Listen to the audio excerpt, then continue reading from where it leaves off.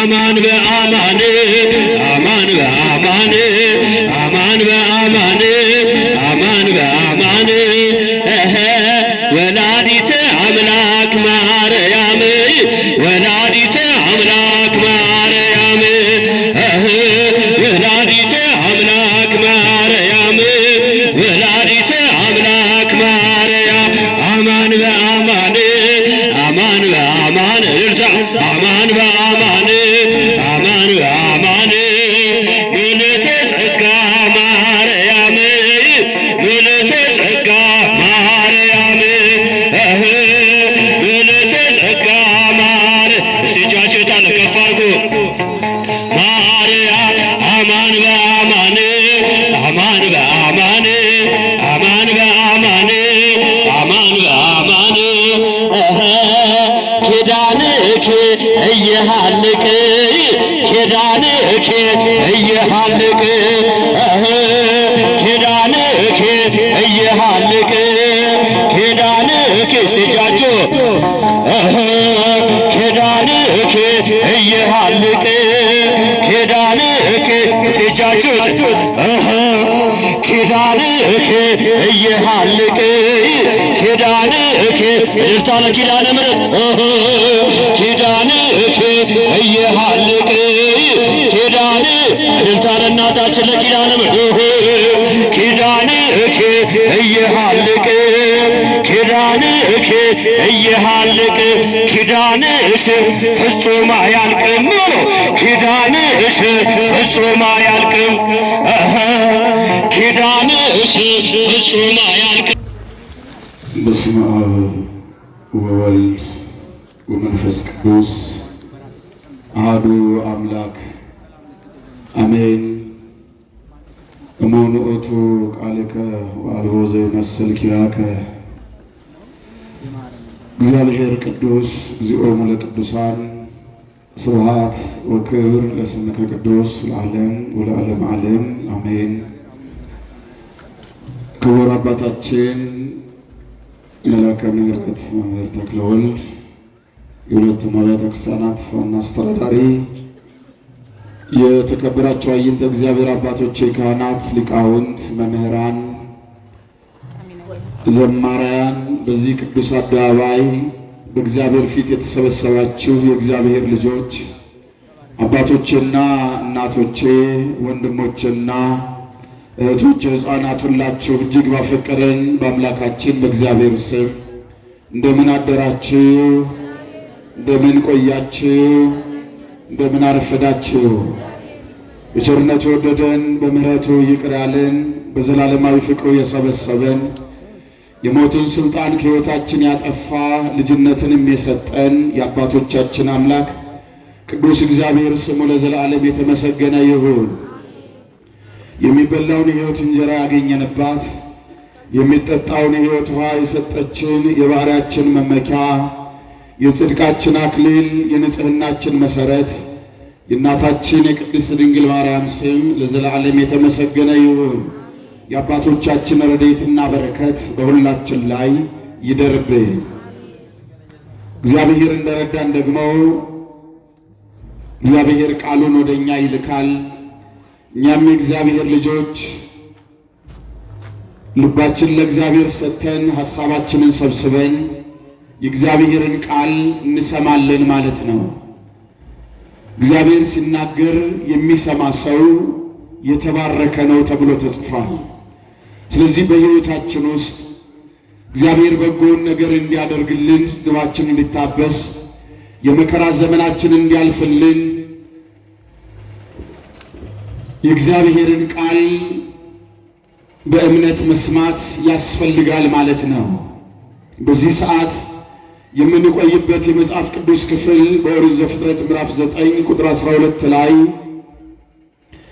ለዘላለም የማደርገው የቃል ኪዳን ምልክት ይህ ነው ይላል ቃሉ። በዚህ እግዚአብሔር ቃል ላይ ነው የምንቆየው። ለዘላለም የማደርገው የቃል ኪዳን ምልክት ይህ ነው ይላል። እስከዚህ ሰዓት ድረስ እግዚአብሔር ሲያስተምረን ሲመክረን ነው የቆየው። ስለ ታላቁ ሰው ሕዝቡን ነፃ ስላወጣው፣ እግዚአብሔር ስለታደገው፣ እግዚአብሔር ጉልበት ስለሆነው ስለ ታላቁ ስለ ጌዴዎን መምህር ሲያስተምሩ ነው የቆዩት። ይህም ደግሞ ከዕለቱ ጋር የተገጣጠመ ትምህርት ነው። አሁን ደግሞ በዚህኛው የእግዚአብሔር ቃል ዙሪያ እንማማራለን ማለት ነው። ለዘላለም የማደርገው የቃል ኪዳን ምልክት ይህ ነው ብሎ የተናገረው አምላካችን ቅዱስ እግዚአብሔር ነው። ቃል ኪዳን የሚለው ቃል ስምምነት፣ ውል ማለት ነው ትርጉሙ። እግዚአብሔር ከአባቶቻችን ጋር በተለያየ ዘመን የተለያየ ቃል ኪዳንን አድርጓል። የቃል ኪዳኑ ዋና ዓላማ ግን ሰው ከማይሰራ ኃጢአት ነፃ እንዲወጣ፣ የዘላለምን ሕይወት እንዲያገኝ፣ ሰው በእግዚአብሔር መንግሥት ውስጥ እንዲኖር፣ ከስደት እንዲመለስ፣ ከመበተን ነፃ እንዲወጣ እግዚአብሔር የሰጠው ስምምነት ነው። ስለዚህ በሰውና በእግዚአብሔር መካከል በተለያየ ዘመናት ውል ስምምነት ተደርጓል። ነገር ግን የስምምነቱ መጨረሻና የቃል ኪዳኑ ማሰሪያ የሐዲሱ ኪዳን ነው ማለት ነው። ስለዚህ እነዚህን አጠር እያደረግን እንመለከታለን። ቃል ኪዳን ያስፈለገበት ዋነኛው ምክንያት ሰው ኃጢአተኛ በደለኛ ስለሆነ ነው። እግዚአብሔር የሰውን ልጅ ፈጥሮ ያስቀመጠው በአማረና በተወደደ ቦታ ላይ ነው። ስለዚህ ሰው በዚያ በክብር ቦታ ላይ በአማረ ቦታ በተወደደ ቦታ በነበረበት ሰዓት ጥንተ ጠላት ዲያብሎስ በእባብ ሰውነት ውስጥ ተወስኖ በእባብ ሰውነት ውስጥ ተሰውሮ ወደ ገነት ገባ ይላል። አሁን ልብ አድርጉ። መቼም በዚህ ዓለም ላይ ክፉ ነገር ሲመጣ ወይ ደግሞ ሰይጣን የእሱን ሥራ እንድንሠራ ከእግዚአብሔር ፍቅር ሲለየን ጥርሱን አግጦ ዓይኑን አፍጦ የሚመጣ አይደለም። ነገር ግን በክፉዎች ውስጥ እያደረ ወደ ሕይወታችን ይመጣል። ወደ ገነት ሲገባም እንዲሁ ነው ያደረገው። በእባብ ሰውነት ውስጥ ተሰወረና ወደ ገነት ገባ። ለምን ቢባል እሱ ራሱ ቢሄድ ማን ይቀበለዋል? ዛሬ በሕይወታቸው እግዚአብሔርን መምሰል የማይፈልጉ ልባቸውን ከእግዚአብሔር የለዩ ፈቃደ እግዚአብሔርን የማያደርጉ በሃይማኖት የማይኖሩ ፍቅር የሌላቸው በጥላቻ ልባቸው የታወረ ሰዎች ይህንን ክፉ መንፈስ በሕይወታቸው ሲያስተናግዱ ነው የሚኖሩት። ከዚህ የተነሳ ያ በክብር የነበረውን የሰውን ልጅ ለማዋረድ ሰይጣን በእባብ ሰውነት ውስጥ ተሰውሮ ወደ ገነት ገባ ይላል። በዚህም ምክንያት በክብር የነበረውን የሰው ልጅ አሳሳተውና ከእግዚአብሔር ለየው። ስለዚህ ሰው ኃጢአተኛ ሆነ። ኃጢአት ማለት እግዚአብሔርን ማጣት ማለት ነው። ኃጢአት ብሂል ርሂቅም እግዚአብሔር ይላል መጽሐፍ።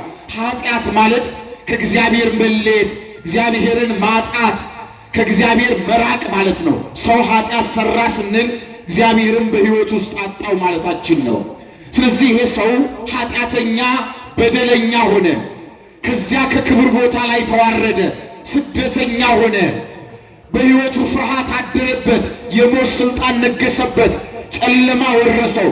በዚህ ሁሉ ውስጥ ሰው ከኃይል ወደ ድካም፣ ከብርሃን ወደ ጨለማ፣ ከሕይወት ወደ ሞት ተሸጋገረ ማለት ነው።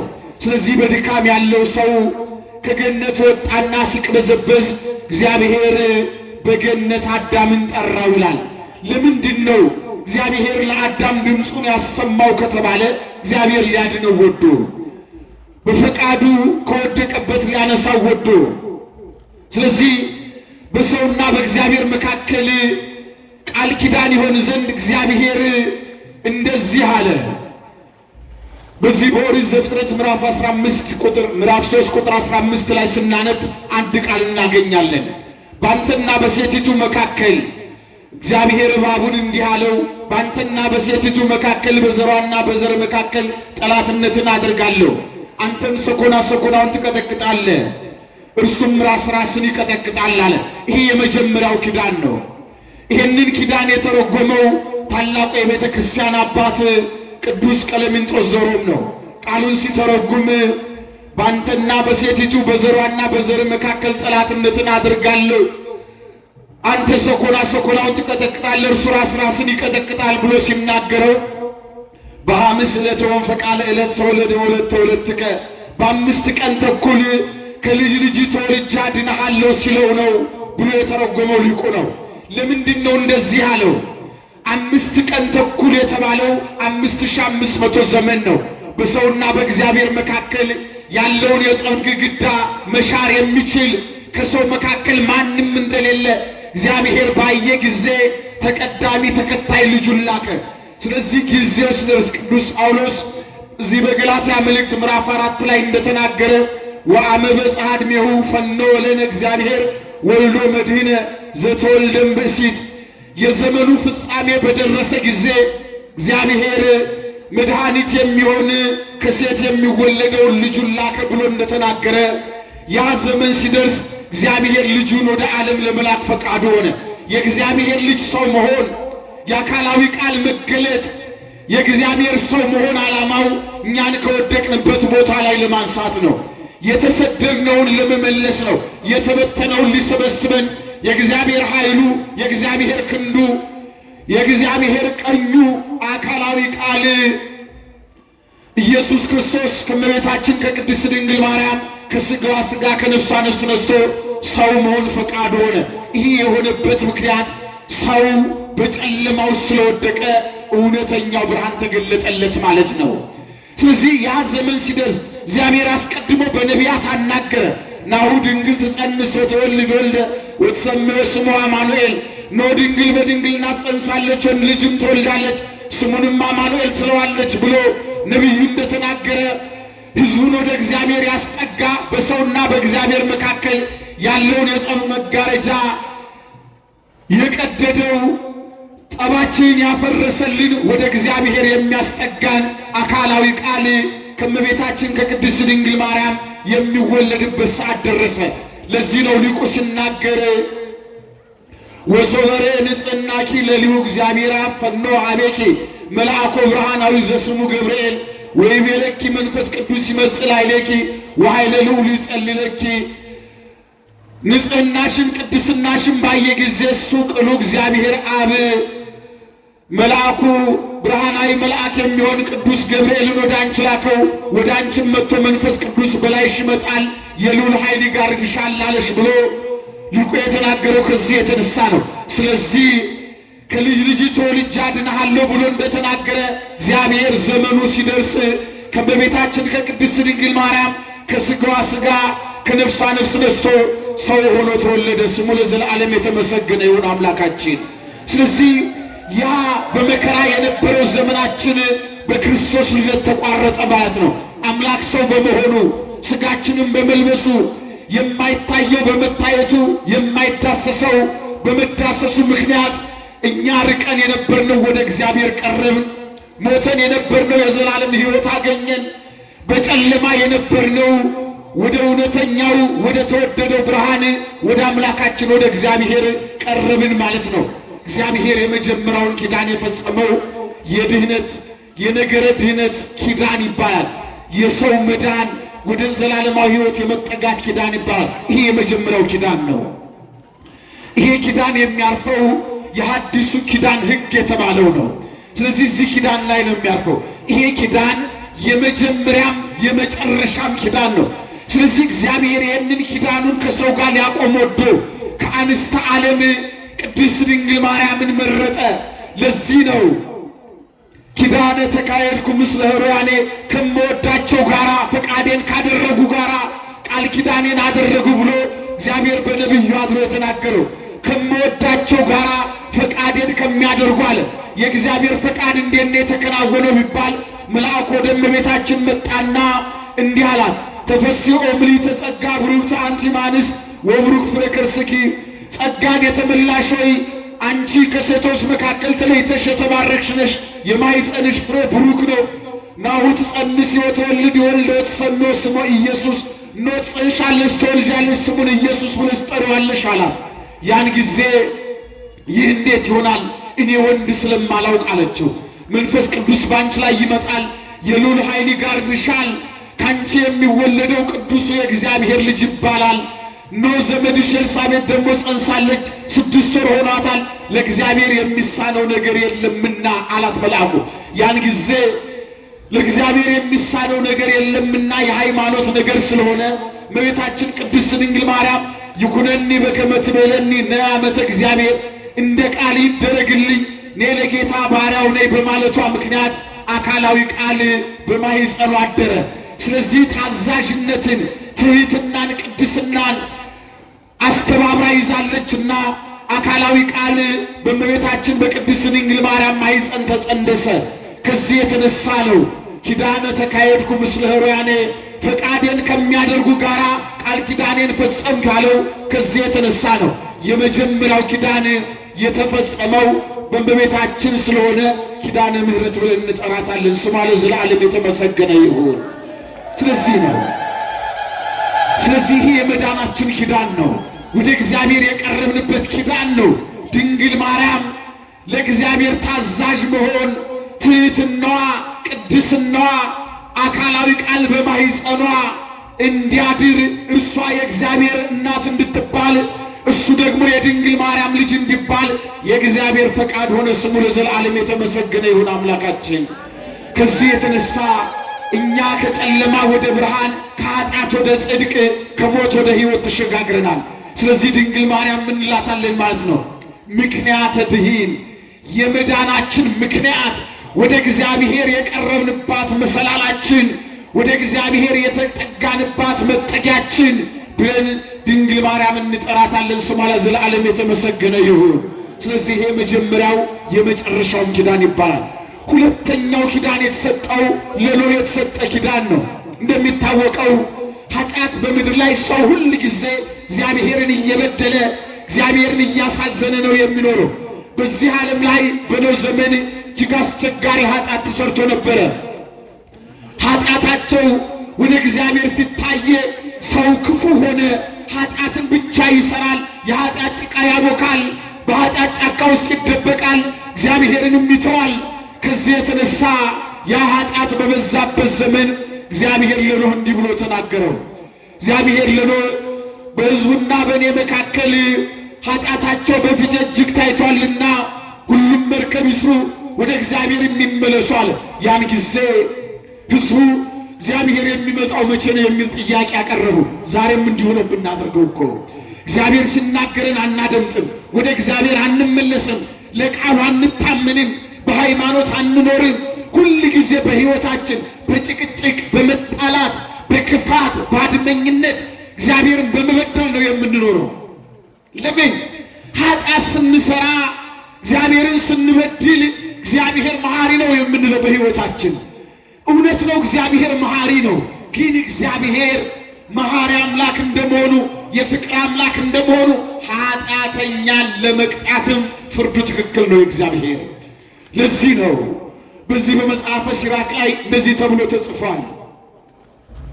እግዚአብሔር መሐሪ ነው እያልክ በኃጢአት ላይ ኃጢአትን አትስራ፣ ተበቅሎ እንዳያጠፋ ይላል። የእግዚአብሔር ልጆች እግዚአብሔር ሲናገር መስማት ብቻ ነው፣ ወደ እግዚአብሔር መመለስ ብቻ ነው። በዚያ ዘመን የነበሩት ሰዎች ያደረጉት ይሄንን ነው። እግዚአብሔር መቼ ይመጣል? በ120 ዘመን አላቸው ነው። እንግዲያው 100ውን ዘመን ኃጢአት እንሰራበታለን፣ ክፋት እናደርግበታለን። እግዚአብሔር መሐሪ ስለሆነ ለንስሐ 20 ዓመት ይበቃናል አሉ። እንዴ ሰው ራሱ በቀጠረው ዘመን ውስጥ መኖር አይችልም።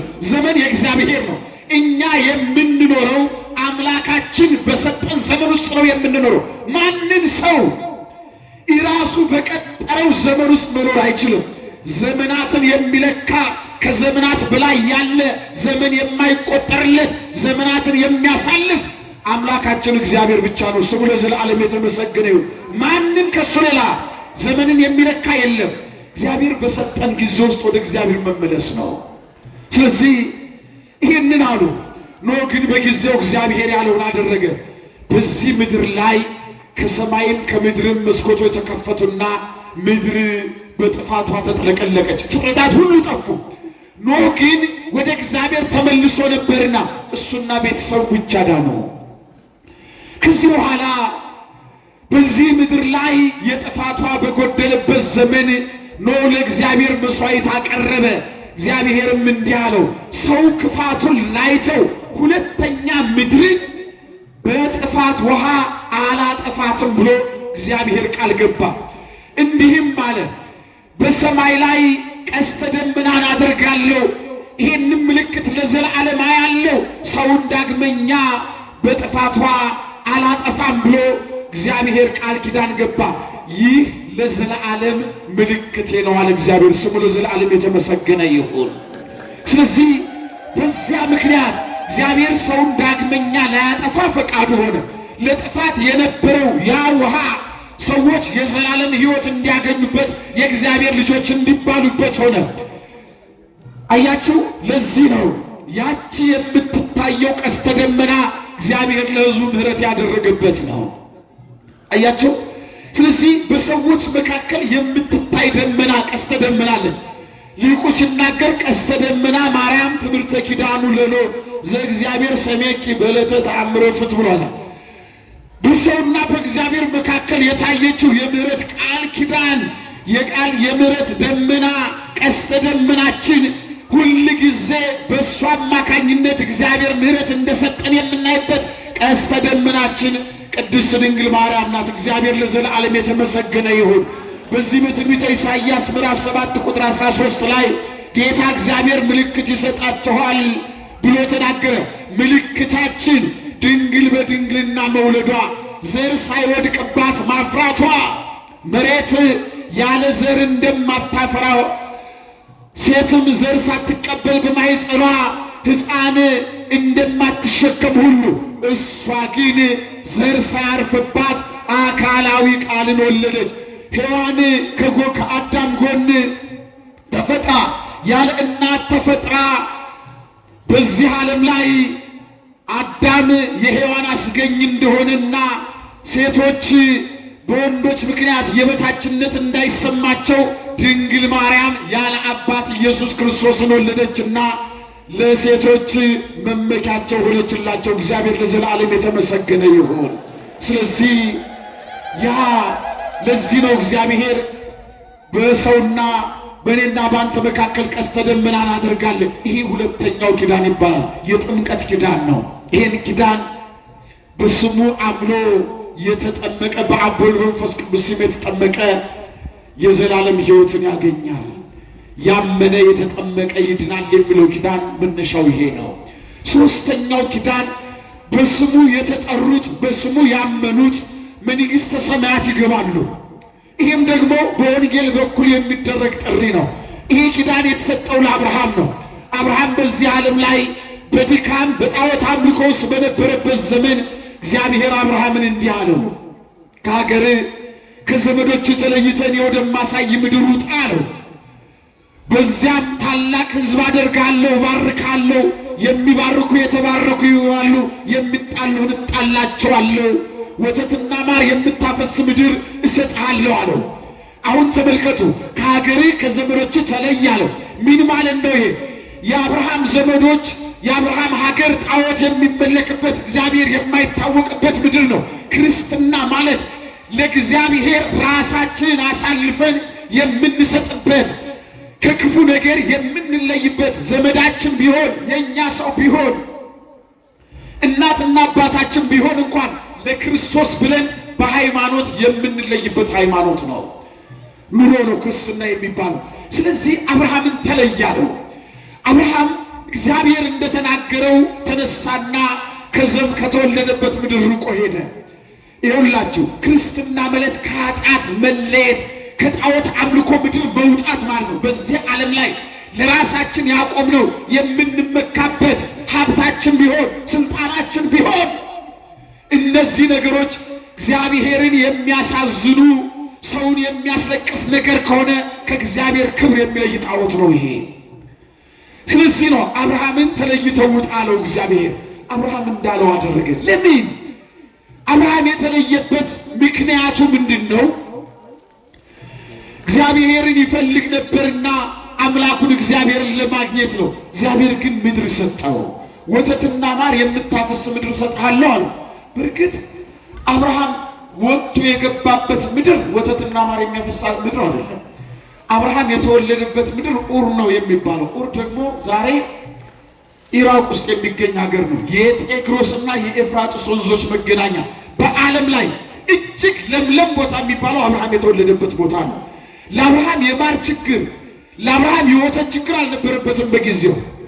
እግዚአብሔር ግን ሲናገረው ወተትና ማር የምታፈስ ምድር አለው። አብርሃም ተነሳና ወጣ፣ እግዚአብሔር ወዳለው ምድር ሄደ።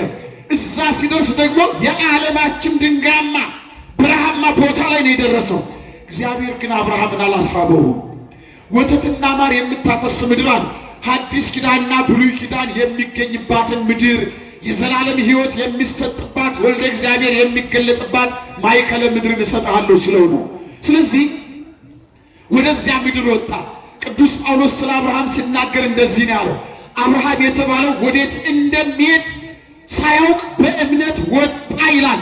ከልጁ ከይስሐቅና ከያዕቆብ ጋር ተስፋ ያላትን የእግዚአብሔርን ከተማ ይናፍቅ ነበርና ይላል።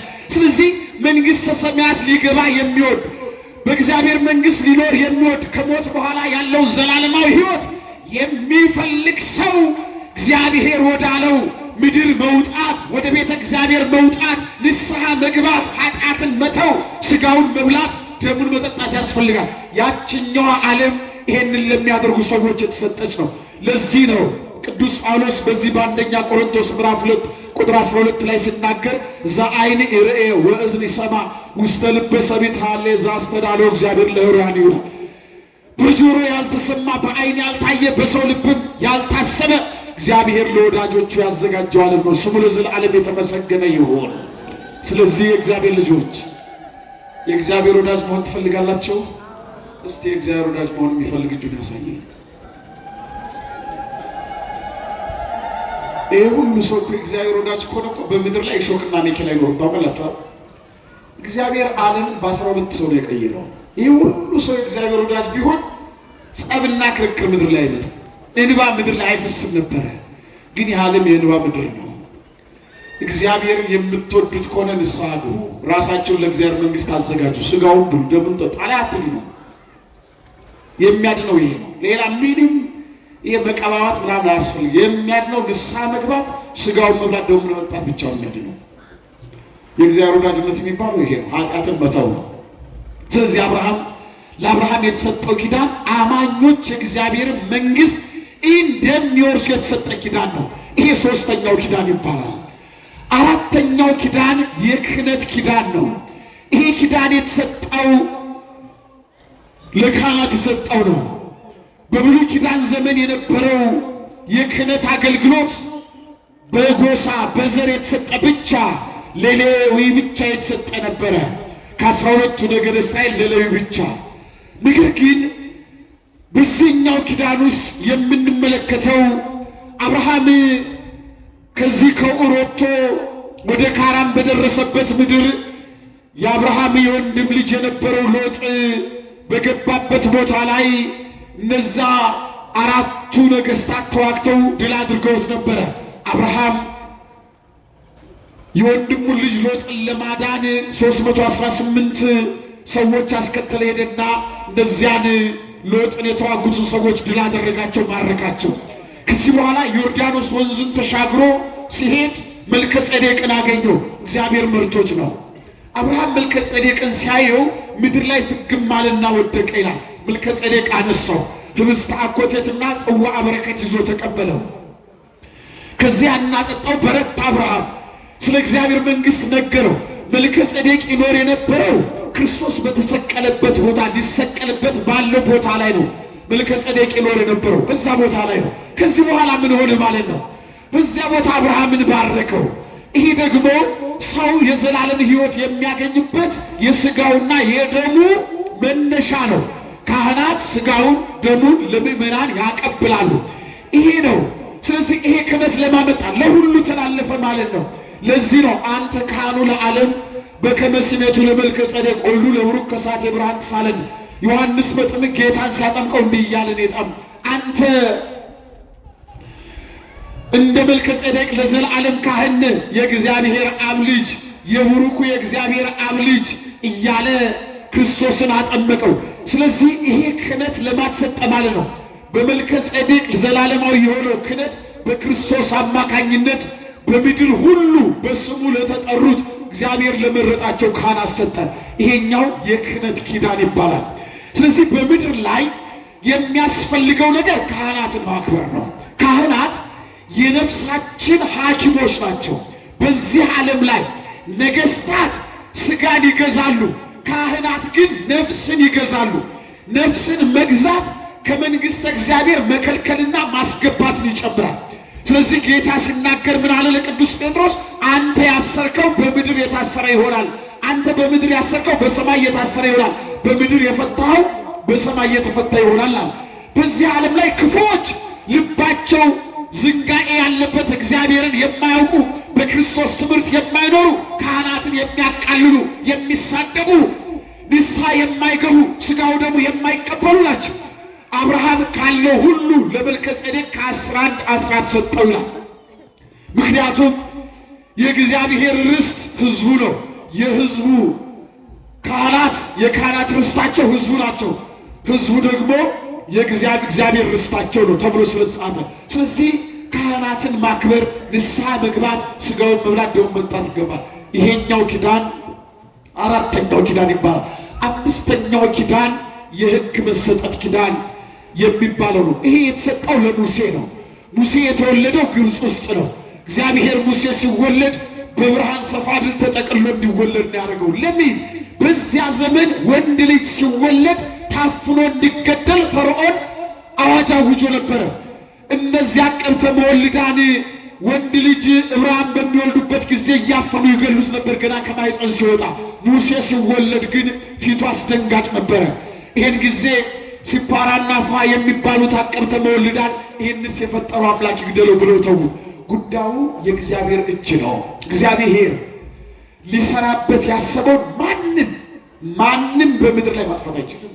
እግዚአብሔር በሕይወታችን ሲሰራ እግዚአብሔር በእኛ ላይ ያለውን ዓላማ ሳይፈጽም በዚህ ዓለም ላይ የሚፈጠር ነገር የለም። እኛ የእግዚአብሔር ልጆች ነን። በሕይወታችን ውስጥ የሚያደርገው እግዚአብሔር ነው። ስለዚህ ሙሴን እግዚአብሔር ጠበቀው። ዓላማው ምንድን ነው? ሕዝቡን ነፃ የሚያወጣው እሱ ስለሆነ። ይሄ ታሪክ በጣም ሰፊ ታሪክ ነው። ግን ሕዝቡ በግብፅ ሲኖሩ 430 ዘመን ሲኖሩ ስመ እግዚአብሔርን ረስተዋል። ጣዖት አምላኪዎች ሆነዋል። ስለዚህ እግዚአብሔር ሕዝቡን ከፈርዖን እጅ ከታደገ በኋላ ባሕር ከፍሎ ካሻገረ በኋላ ሲና ተራራ ሲደርሱ ሙሴን ወደ ተራራው ጠራውና በተራራው ላይ በዚያ ባስፈሪ ግርማ ሞገስ ውስጥ ሆኖ እግዚአብሔር ለሙሴ ሕጉ የተጻፈበትን ጽላት ሰጠው። ለምን? የወርቅ በዚህ በድንጋይ የተሰራ የጥጃ ምስል እያመለኩ ለምደው ነበርና የማይታየው እግዚአብሔር ራሱን በጽላቱ ላይ ገለጠና ሰጣቸው። ሕዝቡ ሁሉ ያንሳው ይሰግዳሉ፣ ለቃሉ ለሕጉ ይታዘዛሉ። የሕግ መሰጠት ዘመን ይባላል። በሙሴ ሕግ መሰጠት ዘመን ላይ እግዚአብሔር ሕጉ በፍቅር እንደሚፈጸም ሲነግረው ነቢይ ያነስለክሙ እምአኀዊክሙ ከወንድሞቻቸው መካከል እንዳንተ ያለ ነቢይ ያስነሳላቸዋለሁ ብሎ እግዚአብሔር ተናገረ። ይሄ ለጊዜው የተነገረው ለኢያሱ ነው። ፍጻሜው ግን ለክርስቶስ ነው። በዚህ በሐዋርያት ሥራ ምዕራፍ 7 ላይ ቀዳሜ ሰማዕት ቅዱስ እስጢፋኖስ ሲናገር እናንተ ሰቅላችሁ የገደላችሁትን እኮ እግዚአብሔር አስቀድሞ ለሙሴ ከወንድሞቻቸው መካከል እንዳንተ ያለ ነቢይ ያነሳላቸዋለሁ፣ እሱን የማትሰማ ነፍስ ከሕዝቡ ተለይታ ትጥፋ ተብሏል ብሎ ነግሯቸዋል። ስለዚህ ወንጌል የማያዳምጥ ክርስቶስን የማይሰማ ወልደ እግዚአብሔርን አምላኬ ፈጣሪ የማይል ሰው ከሕዝቡ ተለይታ ከተመረጡት ተለይቶ ይጠፋል፣ መንግሥተ ሰማያትን አይወርስም ነው። ስለዚህ ሕጉን መጠበቅ፣ በሃይማኖት መኖር፣ እግዚአብሔርን መፍራት ያስፈልጋል ማለት ነው። የእግዚአብሔር ልጅ እግዚአብሔርን እየፈራን መኖር ነው። ሕጉን ማክበር ነው። ለእግዚአብሔር ሕግ መታዘዝ፣ ፈቃዱን ማድረግ ያስፈልጋል። ይሄኛው ኪዳን አምስተኛው ኪዳን ነው። ስድስተኛው ኪዳን እግዚአብሔር ለዳዊት የሰጠው ኪዳን ነው። ዳዊት በዚህ ዓለም ላይ ደገኛ የተባለ እግዚአብሔርን የሚፈራ ንጉሥ ነው። ዳዊት የተመረጠው በፈቃደ እግዚአብሔር ነው። በእሴይ ቤት ውስጥ ከሱ የበለጡ ተናጋሪ የነበሩ በጦር ሜዳ ከንጉሱ ጋር የሚዘምቱ ሰዎች ነበሩ። አባቱ ዳዊትን እንደ መናኛ ነው የቆጠረው። ለዚህ ነው ራሱ ዳዊት ሲናገር በዚህ በ27ኛው መዝሙር ላይ እስመ አቡየ ወእመየ ገደፉኒ ወእግዚአብሔር ቶፍ፣ እናትና አባቴ ረስተውኛል፣ እግዚአብሔር ግን አስታወሰኛል። ሰው ሊረሳ ይችላል፣ እግዚአብሔር ግን አይረሳም። ሁል ጊዜ በዓይኑ የሚቆጣጠረን በእጁ የሚይዘን አምላካችን እግዚአብሔር ነው። በዚህ ዓለም ላይ የታመንባቸው ሰዎች ሊተውን ይችላሉ። በዚህ ምድር ላይ የኛ ነው የምንላቸው ሰዎች ሊረሱን ይችላሉ። እግዚአብሔር በነቢዩ ሲናገር እናት ልጇን ትረሳ ይሆናል፣ እኔ ግን እላቸዋለሁ አልረሳችሁም ይላል። ስሙ ለዘላለም የተመሰገነ ይሁን። እግዚአብሔር ፈጽሞ የሚተው አምላክ አይደለም። ዳዊትን በረኝነት ቦታ ላይ አልተውም። በ12 ዓመቱ የንግስና ዘይት በራዩ ላይ እግዚአብሔር አፈሰሰለት። ስለዚህ እግዚአብሔር አይተውም። ከዚህ የተነሳ ዳዊት ደገኛ ንጉሥ ነው። ዳዊት ባረጀ ጊዜ፣ ወደ ሞት በቀረበ ጊዜ እግዚአብሔር ለዳዊት ቃል ኪዳን ገባለት። እስመ ፍሬ ከርስከ አነብር ዲበ መንበርከ ብሎ እግዚአብሔር ለዳዊት ቃል ኪዳን ሰጥቶት ነበረ። ይህንን እግዚአብሔር የፈጸመው በክርስቶስ ነው። ለምን ቢባል ዳዊት የኦርዮን ሚስት ቀብቶ ሲያገባ የመጀመሪያ ልጁ ሞቶበት ነበረ። ሁለተኛ ከዚያ በኋላ የመጣው ሰሎሞን ነው። ሰሎሞን ሲወለድ እግዚአብሔር ምሕረት አደረገለት። ሰሎሞን 40 ዓመት ከገዛ በኋላ ሞቷል። ግን ለዘላለም በዙፋን የሚቀመጥ አላሳጣም ብሎ ተናግሮ ነበርና መልአኩ ወደ እመቤታችን መጥቶ በያዕቆብ ቤት ለዘላለም ይነግሣል፣ ጌታ እግዚአብሔር የአባቱን የዳዊትን ዙፋን ይሰጠዋል ብሎ እውነተኛው ንጉሥ፣ እውነተኛው ፈጣሪ፣ እውነተኛው አምላክ፣ የሁላችን ንጉሥ፣ እኛን ከሞት የሚያድነን፣ ከሰይጣን ፍላጻ ከጠላት የሚታደገን ታዳጊያችን፣ ስሙ መጠጊያ የሆነ ሁላችንን የሚያድነን ነቢዩ ሲናገር ብከ ነወግኦሙ ለኵሎሙ ጸርነ ወበስምከ ነሐስሮሙ ለእለ ቆሙ ላዕሌነ፣ በአንተ ጠላቶቻችን እንዋጋቸዋለን፣ በስምህም በላያችን የቆሙትን እናዋርዳቸዋለን ብሎ ነቢዩ እንደተናገረ ስሙን ጠርተን ከጠላት ፍላጻ የምንድንበት፣ ሰራዊት አጋንንትን ድል የምናደርግበት በዳዊት ዙፋን ዳዊትን ዘላለማዊ ያሰኘ ዘላለማዊ ንጉሳችን ኢየሱስ ክርስቶስ ነው። ስሙ ለዘላለም የተመሰገነ ይሁን። ይሄ 6ኛው ኪዳን ነው። የመጨረሻው ኪዳን ሐዲስ ኪዳን የተባለው ይሄ ሁሉ የተጠቀለለበት ነው። ይሄ እስካሁን ያነሳነው 6ቱ ኪዳን ሁሉ የሚጠቀለለው በሐዲሱ ኪዳን ነው። ይሄኛው ኪዳን ሰው እግዚአብሔርን በማመን የሚድንበት ነው። የመጀመሪያው የዚህ ኪዳን ዋነኛው ነገር ያመነ የተጠመቀ ይድናል። ስለዚህ እርሱን አምላክ ብሎ ወልደ እግዚአብሔር ወልደ ማርያም ብሎ የሚያምን በጥምቀት ከሥላሴ ልጅነትን ይወለዳል። ሁለተኛው በጥምቀት የተወለደው ሥጋዬን የበላ ደሜን የጠጣ የዘላለም ሕይወት አለው። ስለዚህ የክርስቶስን ሥጋውን በልተን ደሙን ጠጥተን የእግዚአብሔር ልጆች እንባላለን። ሰው የክርስቶስን ሥጋና ደም ሲበላ ከክርስቶስ ጋር በተዋህዶ ነው የሚኖረው። አይለይም ማለት አብሮት አለ ማለት ነው። የጥንቶቹ አዝማሪዎች ጎበዞች ናቸው ሲያዘምሩ። ማለት የተማሩም ስለሆኑ የሚናገሩት ነገር ዝም ብሎ ተራ ነገር አለ። በዚህ በአፄ ምኒልክ ዘመን የነበሩ አንድ አዝማሪ ምናሉ ይባላል፣ ሥጋህን በልቼ ደምህንም ጠጥቼ ሲኦል ብታወርደኝ አብረን እንሆናለን እኔ ምን ቸገረኝ አሉ ይባላል። የክርስቶስን ሥጋና ደም የተቀበለ ሰው ከክርስቶስ ጋር በህብረት ነው የሚኖረው፣ አድሮበት ነው ክርስቶስ የሚኖረው። ይሄ ዘላለማዊ ኪዳን ነው። አያችሁ፣ ከመጀመሪያው ጀምረን የኃጢአት ይቅርታ ማግኘት በጥምቀት በሥጋው ደሙ በሕግ መሰጠት፣ ከዛ ደግሞ ንግስና ማለት የክርስቶስ ልጅ መሆን፣ በመንግሥተ ሰማያት ከክርስቶስ ጋር መንገስ፣ ይህ ሁሉ ተጠቅልሎ የሐዲሱ ኪዳን ሕግ ወይ ደግሞ ኪዳን ይባላል። ይሄ ኪዳን የተፈጸመው በእመቤታችን በቅድስት ድንግል ማርያም ከአንስተ ዓለም እግዚአብሔር የመረጠው ቅድስት ድንግል ማርያም ነው። መልአኩ ሲናገር ምልዕተ ጸጋ አላት። ምልዕተ ጸጋ ማለት ምን ማለት ነው? ጸጋን ሁሉ ጠቅልለሽ ያሽ ማለት ነው። ይኸውላችሁ መጽሐፍ የሚለው ሴቶች ክቡራን ናቸው እንዲህ ይላል። ቅድም ታምረ ማርያም ሰው ነበረ። ሌሎች ሴቶችም ብናከብራቸው ጻድቃንን ሰማዕታትን ወለዱ ብለን ለምሳሌ የጊዮርጊስ እናት እጅግ ክቡር ናት። ለምን? ጊዮርጊስን ያክል ደገኛ ሰማዕት ትወልዳለች። የነገስታት የጳጳሳት እናት፣ የቅዱሳን እናት፣ የካህናት እናቶች የተባረኩ ናቸው። ለክርስቶስ የሚሆኑ ሰዎችን ያፈሩ ስለሆኑ እነዚህ ሁሉ ክብር ይገባቸዋል። ሰማዕታትን የወለዱ ቅዱሳንን የወለዱ ተክለ ሃይማኖትን የወለደች ማኅፀን፣ ጊዮርጊስን ያስገኘች ማኅፀን፣ ሰማዕታትን ያስገኘ ማኅፀን የተወደደ ነው። ግን ይሄ ሁሉ እሷን አያክልም። ለዚህ ነው መጽሐፍ ሌሎች ሴቶችን ብናከብራቸው ጻድቃንን ሰማዕታትን ወለዱ ብለን ነው፣ አንቺን ግን ወላዲተ አምላክ ብለን ይላል። ስሙ ለዘላለም የተመሰገነ ይሁን። አምላካችን ማን አለ? ከሷ ውጪ የአምላክ እናት የሚባል ማንም የለ በምድር ላይ ማንም ሰው በምድር ላይ በገድል በትሩፋት ቢጸና ጻድቅን ሰማዕታትን መውለድ ይቻላል። ከእናንተ መካከል እግዚአብሔር እንደ ተክለ ሃይማኖት ያለ ጻድቅ ሰው ሊያመጣ ይችላል። እንደ ጊዮርጊስ ያለ ደገኛ ሰማዕት ሊያመጣ ይችላል። እንደ ክርስቶስ ያለ አምላክ ግን ማምጣት አይቻልም። ይህ አንዴ ለድንግል ማርያም የተሰጠ ስጦታ ነው። ምልዕተ ጸጋ አላት መልአኩ። ምልዕተ ጸጋ አላት። ለምን? እናትነትን ከድንግልና አስተባብራ የያዘችው ድንግል ማርያም ብቻ ናት። ማንም ሴት ከማኅፀኗ ሰው ከተከፈለ በኋላ ድንግል ተብላ ትጠራ። ድንግል ማርያም ግን እናትነትና ድንግልናን አስተባብራ ስለያዘች ምልዕተ ጸጋ አላት መልአኩ። ጸጋን የተመላሽ ሆይ አላት። አያችሁ፣ ድንግል ማርያም በሕሊናዋ በሥጋዋም ድንግል የሆነች ነው። ሰው የሥጋ ድንግልና ሊኖረው ይችላል። የሕሊና ድንግልና ግን ማንም የለውም። እንኳን ሰው መልአክ የሕሊና ድንግልና የለውም ተብሎ ተጽፏል። ማንም ሰው ቢሆን አያችሁ። ስለዚህ ምልዕተ ጸጋ ያላት መልአኩ ለዚህ ነው። ድንግል ማርያም በሰዎች መካከል የነበረ ልዩነት ያጠፋች ናት። ቅዱስ ዮሐንስ አፈወርቅ እንደዚህ ብሏል በሃይማኖተ አበው።